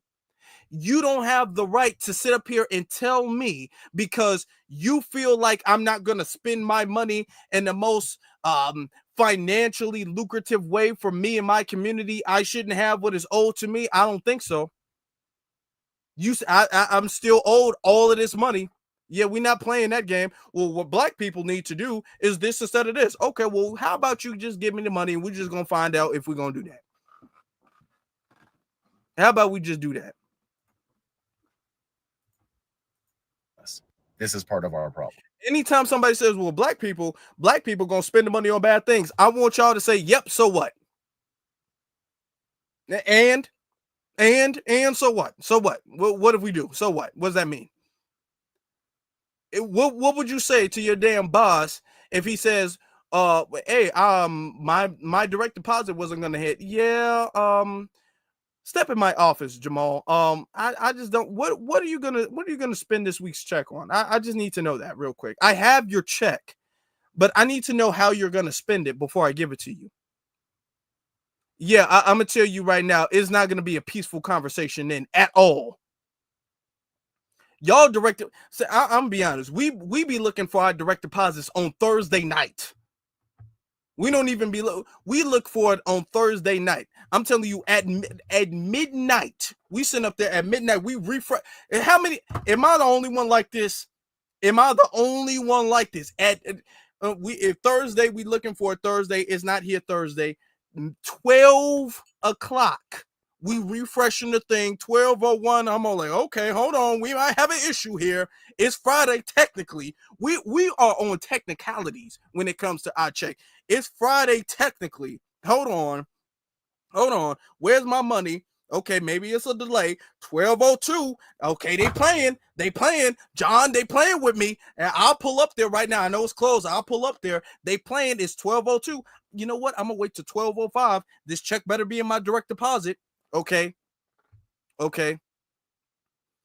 You sitting up there, you making sure. Yeah, that's how we are. We don't be sitting up there playing. Let your boss tell you some stuff like, well, I mean, you might not be the most financially literate. So I'm gonna hold on to your money like I'm your parent and you're a 12-year-old or something like that. I know your grandma gave you $12 for your birthday, and that's cool and that's great, but I'm gonna hold on to it because I'm gonna be mature. No. We don't need no parents. We don't need no parents giving us. We grown here, and let me see my money. We send up there, we refreshing everything. Now, hold on. I think I gotta update the Chase app. I think that's probably it. Let me update we updating the bank's apps and stuff like that. We looking for everything. Okay, hold on. That's what's the Wi-Fi password? We making sure the Wi-Fi is strong and all of that stuff. We want our money right then and there. We not sitting up there talking to the boss and negotiating about why we should get paid from the work we did for them. So why would we do that with slavery? Anytime somebody says, well, you know, black people gonna waste it, say and I wouldn't even argue. I said, and? Well, you know, that's not good. And?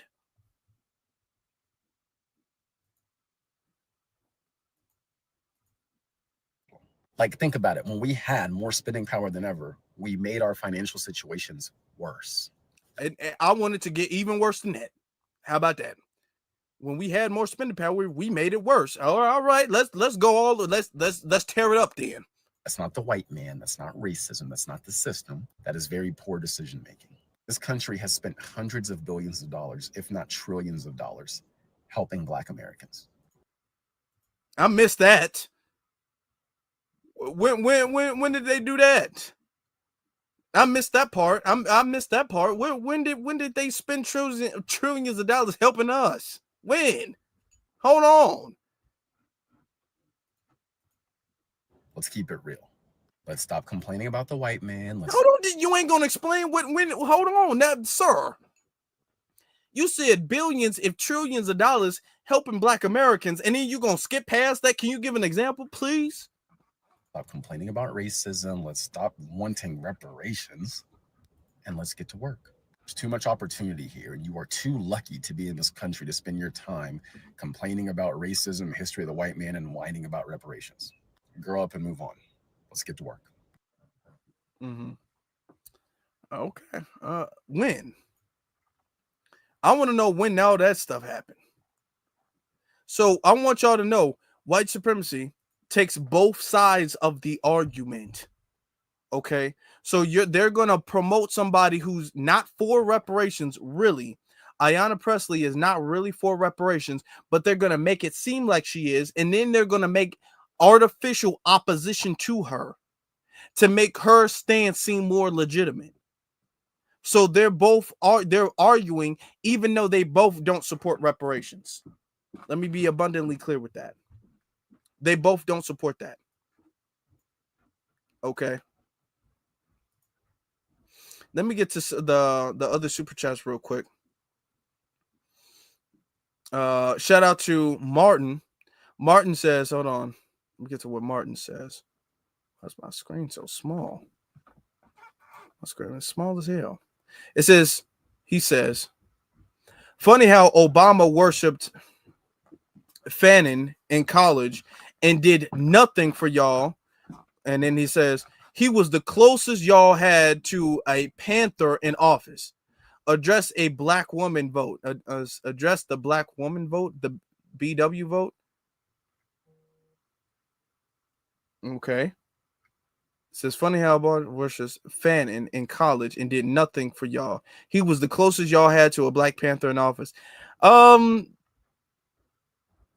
You're saying Obama was the close? I need a little bit. Thank you for the super chat. I think I need address the black woman vote. Unfortunately, we still have black women and black men, unfortunately, still on the Democratic plantation. Not enough for them to win, though. That's the point. Not enough for them to win. That's the biggest point. It could be some. The majority who are still on there. But as long as it's not enough for them to win a vote, that's all we need. Then Cowpoke says again, only progressive thing about Obama was he was progressive insurance company. He was the progressive insurance company lobbyist. He was stacking up with Wall Street.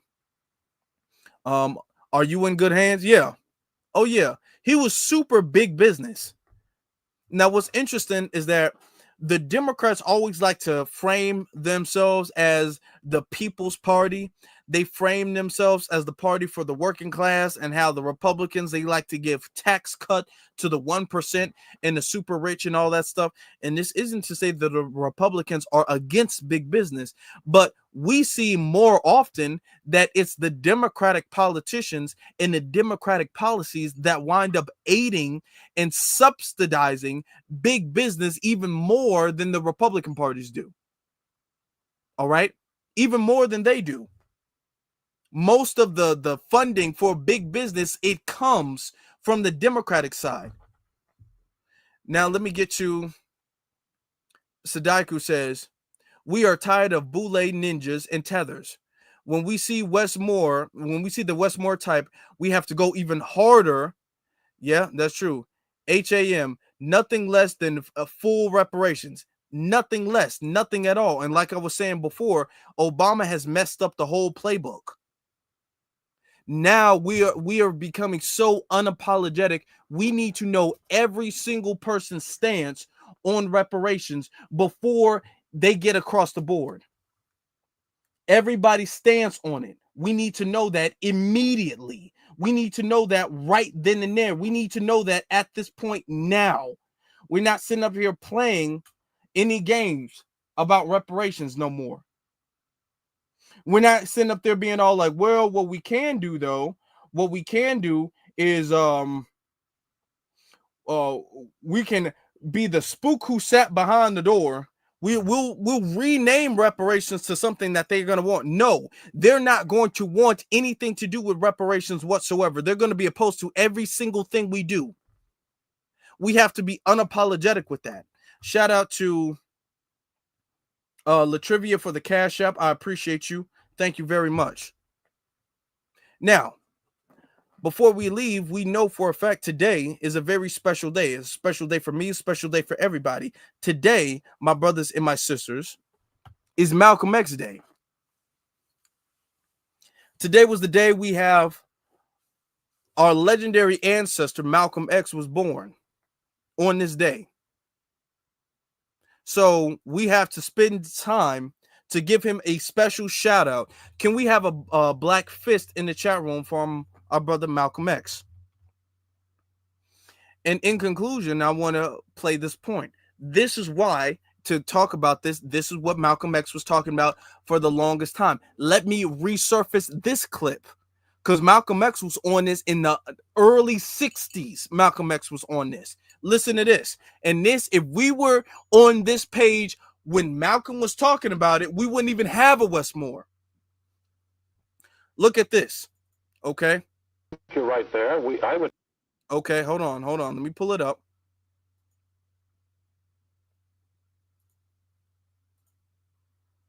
Not limit our employment demands to Negroes.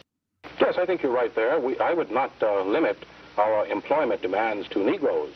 I would include Puerto Ricans and other minorities throughout our country, which have been similarly discriminated against, though not for so long a period of time as Negroes. Puerto Ricans weren't enslaved. Yeah, this is a problem that stems from slavery. And this compensation, yes, sir, this compensation is coming to people who were enslaved by the white man for 400 years. The Puerto Ricans don't even fit into this picture. Exactly. This is Malcolm X delineating. While you got a whole bunch of tethers talking about Malcolm X was from Grenada, Malcolm X was not from. Malcolm X was delineating based off of slavery. And you got tethers sitting up there trying to claim Malcolm X. Oh no, Malcolm X was no. How was Malcolm X sitting up there a Grenadian and he's delineating based off slavery? This man is talking about well, you know, we need to include other minorities. He says no. Hey, no, we don't. No, we do not. This is about slavery. And this fits perfectly into the conversation we're having right here. It is all about slavery. We're not talking about nothing else. No other people of color. No other. This is about racism or discrimination or hardship or nothing like that. He said, no, it's about slavery. And now we sit up there on this page right now. No, it's about slavery. If they don't fit in the picture of slavery, they don't fit in the conversation. It ain't about them. It's about slavery. And all of our issues stem from that. This is a byproduct of slavery. Our condition currently in America is a byproduct of slavery. It's not a byproduct of the people of color, racism or whatever, all of the racism and all of the after effects and residual discrimination and stigma we face stems from slavery. Slavery is the root cause of all of that stuff. Y'all trying to trim around the edges and break some branches off the tree instead of uprooting the actual tree, which is starting with slavery. He was talking about this all the way back in the 60s. Let me play it back. Let me play this back, y'all. Against, though not for so long a period of time as Negroes. Puerto Ricans weren't enslaved. Yeah, this is a problem that stems from slavery. And this compensation, yes, sir, this compensation is coming to people who were enslaved by the white man for 400 years. The Puerto Ricans don't even fit into this picture. Well, they do fit into it. No, they do fit into it. The problem is the Negro problem. They're not lynching Puerto Ricans. If a dark-skinned Puerto Rican went down to Mississippi, he probably would be lynched too. Spanish, he wouldn't be lynched. No, they don't. It's the Negro here, and as long as he can speak Spanish. And you notice that. Oh, we all face racism. They all face discrimination. How many times? Listen, y'all. How many times do we hear? This is the 1960s version of. Hold on. Now, when we get pulled over by the police, all they see is black. They not gonna ask about your lineage now. When we get pulled over by the police, all they gonna see is not they. We hear that all the time. We hear that all the time. When we get pulled over by the police, all they see is black. They don't know about my lineage from another place. They only know about my black skin. They only know that they see black. When they're driving in a car, they see black and they pull me over. That's what they say. No. And then now what I like is Malcolm's retort to that. This is how he responded to that.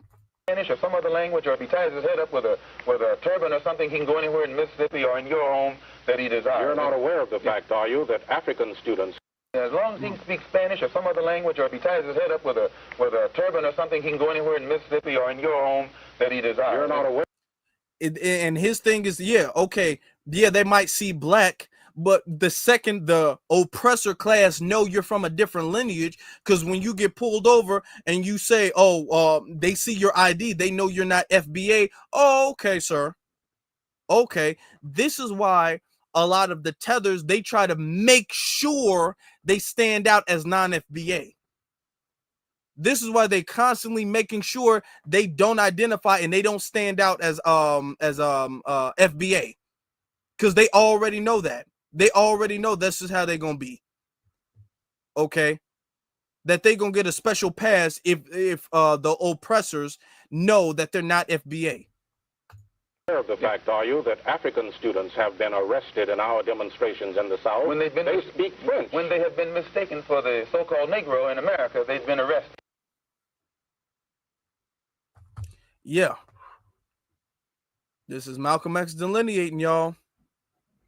This is Malcolm X delineating. Anybody gonna tell us that Malcolm X was grenading from Ghana because his mother, who, mind you, was unable to raise him because they took him away from, or they took his mother away from him when he was a kid.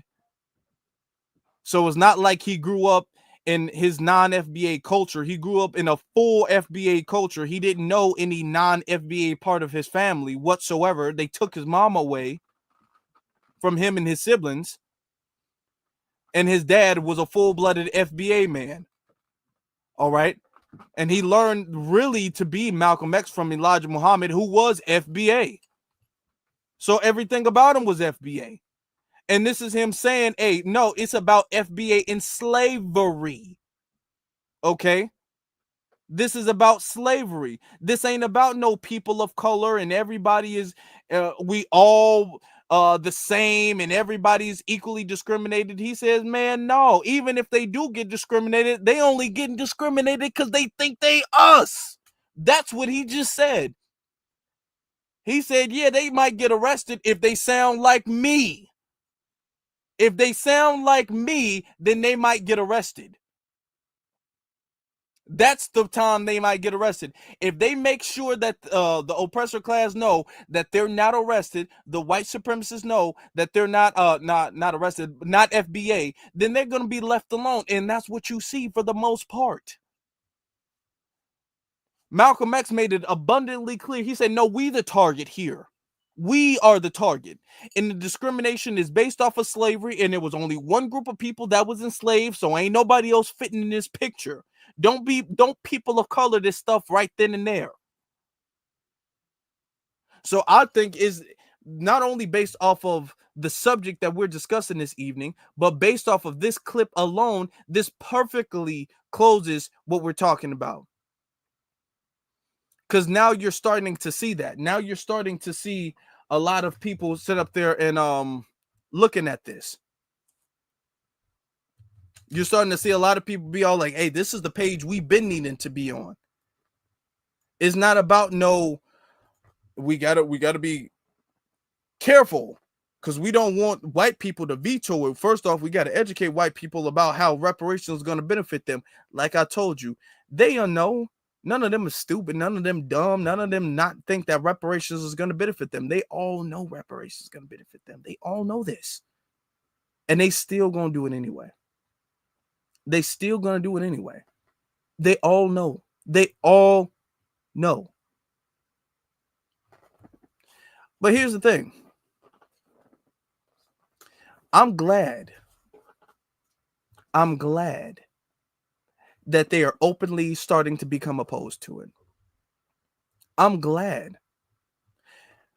Why? I'm glad because prior to this, they were able to escape with, well, I'm not opposed to it. I'm trying my best, but you know they ain't gonna let me get this passed. Oh, you already know how they gonna be. You already know how they be. You already know how they do us. I'm glad. I'm glad because this is making sure that we have everybody's stance abundantly clear. Let me tell you something else. I'm glad, and this might be real controversial. I'm glad that this was a tether who did it. Hold on. Follow me, y'all. Hold on. Follow me. I know a lot of y'all like, oh, what? I'm glad it was a tether who did it. Let me tell you why. It's a tether who did it because this advances the need in everybody. It's a good refresher for everybody to understand the necessity of delineation. Just like Malcolm was talking about. This is the perfect example of why delineation is 110% necessary. Even though we weren't sitting up there tripping about a study anyway, but this is another, because we already had Obama, we already had Kamala, we already had that, but this is another good example of there not being any type of Republican or even white opposition and a tether blocking it. This is good news. This is good news, y'all. This is good. I'm glad because now when we say, okay, so if we was to go to Jamaica and imagine us becoming a leader of a city in Jamaica and us blocking reparations, what would y'all say? Y'all would, first off, y'all would never even allow us to get that close to where our signature can either veto reparations or approve it. Y'all would never let that be in our hands anyway. Y'all don't even want us at your damn carnival. Y'all would never let us get into no political position where we have the final say in y'all reparations. Y'all would never let us even get that close. We couldn't even get in the room when the damn signature is being signed, let alone being the one signing the damn thing. Y'all would never let us get that close. And can you imagine what would happen if me as a foundational Black American or any of y'all FBAs went to Jamaica and then vetoed reparations? What would they say? Oh, you need to get your Black American ass back home. That's what they would say. Okay, good. Now I want the Pan-Africanist to come up and express this as let's revisit the virtues of Pan-Africanism, right? Okay, can we do that? Can we do that? Because we know damn well if this was Jamaica, it would be riots throughout the street. They would want to forcefully kick us out of office. Hey, oh, they ain't waiting the next election. They ain't waiting no next term. They not waiting for us to get up our seat. They not waiting to vote us out. Hey, we had a vote outside, and your time is up now. We're voting you out tonight. I know it's 11:30 in the evening. We're voting you out tonight. No need to pack your bags. You're not taking nothing with you. Oh, you got to get out of here right now. That's how they would be if this was to go on in Jamaica or anywhere else in the Caribbean or anywhere else in the world for that matter. But yet in America, we supposed to act like lineage don't matter. This is a perfect example of why lineage is so important. This is a perfect example of why lineage is so necessary. Malcolm was talking about it, and this is exactly what he was saying. See, when you start to ignore lineage as especially when it comes to reparations, as a big contender of who gets to be in the room, of who gets to be in the conversation, this is what you get. This was inevitable when you start allowing non-FBAs to even have a say-so in reparations that they would not qualify for. Of course. Everybody is disappointed, yet nobody is surprised. Because this is what would happen. This is what is inevitable. They have no say-so. They have no claim to it, so they should have no say-so, yet they have the ability to veto it. How is that working? And this is a plot. This is why the dominant society wants to put them in these political positions, because they know for a fact that, hey, if reparations gets even, because they don't want it to get this far, but if reparations does happen to get past to your desk, we feel comfortable knowing you not gonna let that pass. We already feel comfortable knowing that you won't let that pass anyway. So it's now a FBA. Even if you a Sambo, you might have a. I don't know, but a tether. They sleep like babies. Oh, they go to sleep all tucked in. They squeeze in the pillow. They got the heavy blanket all over, just knowing they so safe and warm at night, knowing like, those FBAs ain't getting no tangibles. I know I got Wes Moore in there. He's gonna make sure that doesn't happen. Thank God. I got Roland Martin defending them. Thank God. I know that's not good. They sleep real good and warm and comfy at night. See, now when you get an FBA in there, even if an FBA is a Sambo, they still kind of like, we just gotta watch them. We just gotta watch them.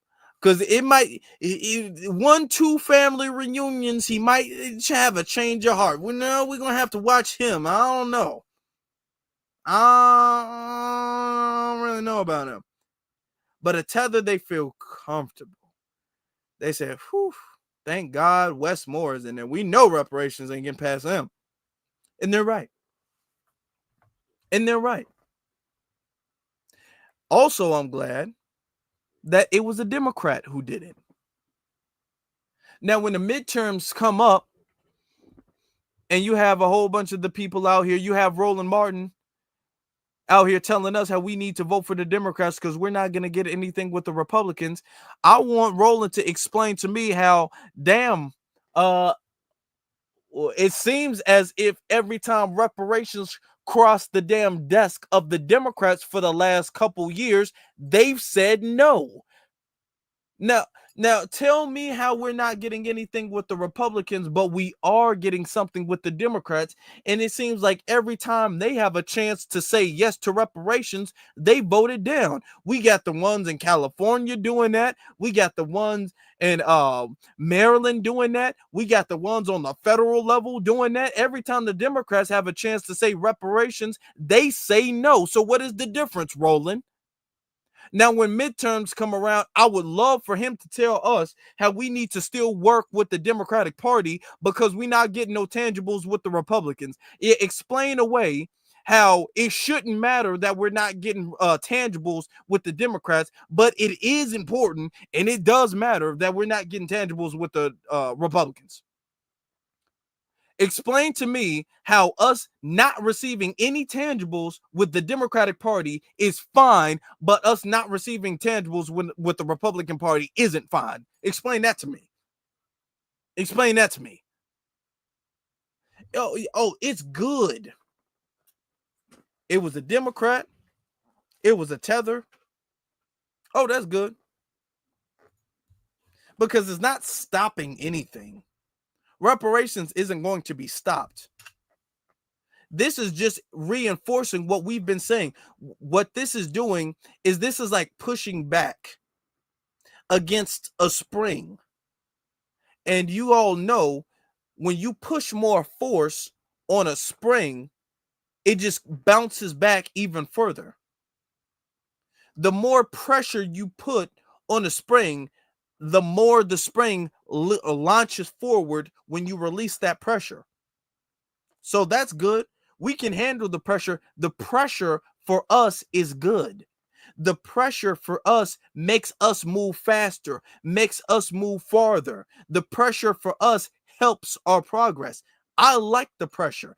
Give us as much as you can because we're going to bounce back even more. You thinking that you're stopping something, I'm promising you you're not. You're going to hurt yourself doing it in the process. But fine, learn the hard way like they all wind up doing. That's cool.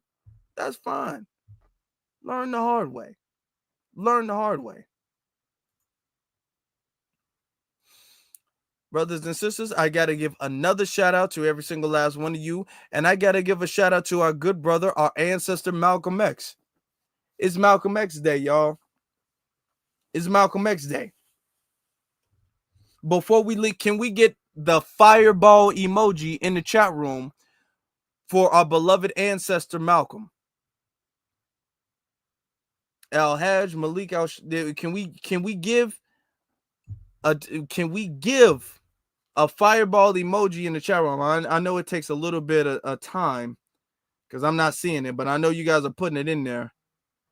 Y'all putting it in there because it takes a little bit of time for us to do that. Oh, yeah. Okay. I'm seeing it now. At first, I was all like, y'all can't tell me y'all didn't hear me. Y'all can't tell me y'all didn't hear me.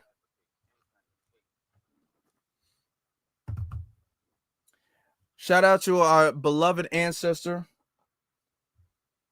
Al-Hajj Malik Al-Shabazz, also known as Malcolm X, formerly Malcolm Little. And he told us about the importance of delineation and the importance of keeping this on slavery, which is what we're doing now. We're finally understanding the assignment and we're accomplishing that. Finally.